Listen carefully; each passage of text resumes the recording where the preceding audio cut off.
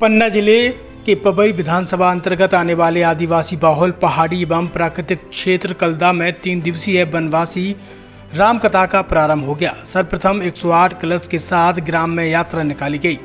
तत्पश्चात बागेश्वर धाम सरकार के पीठाधीश्वर राष्ट्रीय संत पंडित धीरेन्द्र कृष्ण शास्त्री के द्वारा वनवासी श्री राम कथा के पहले दिन की भगवान राम और सबरी की कथा का श्रोताओं को रसपान कराया।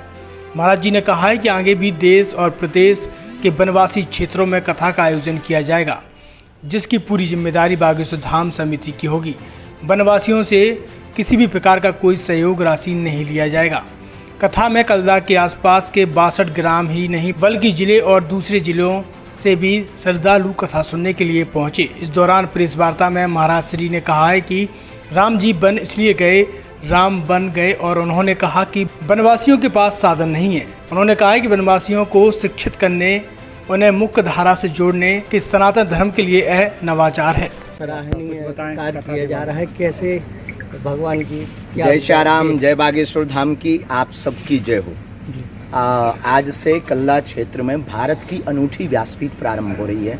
भारत के इतिहास में प्रथम बार एक ऐसी व्यासपीठ निज खर्च से, जिसमें धाम के ही खर्च से 3 दिवस तक वनवासी राम कथा शुरू होगी। देखो, राम जी बन गए तो राम बन गए, इसलिए दास भी उन्हीं भगवान श्री राम के मर्यादा पुरुषोत्तम राम जी के पद चिन्हों के आधार पर यहाँ के जो लोग हैं उनको शिक्षित करने के लिए, सनातन भाव से जोड़ने के लिए। और यहाँ पर केवल कथा नहीं है, भोजन भी है, भजन भी है और चिकित्सा की व्यवस्था भी है। तो स्वास्थ्य की सुविधाओं के लिए कैंप भी लगाया जा रहा, जिसमें हमारे माननीय कलेक्टर महोदय अद्भुत सहयोग कर रहे हैं। पूरी उनकी टीम, वन विभाग की पूरी टीम, यहाँ के क्षेत्र के लोगों की जो समस्याएं हैं उनके निराकरण के लिए कैंप भी लगाए जा रहे हैं, साथ में कथा भी। तो ये सनातन का कार्य, हमारा सनातन बहुमुखी है, बहुव्यापी है। इससे केवल कथा से सिर्फ सनातन का कार्य पूर्ण नहीं होना है, लोगों को बहुत प्रकार से लाभ भी प्राप्त है।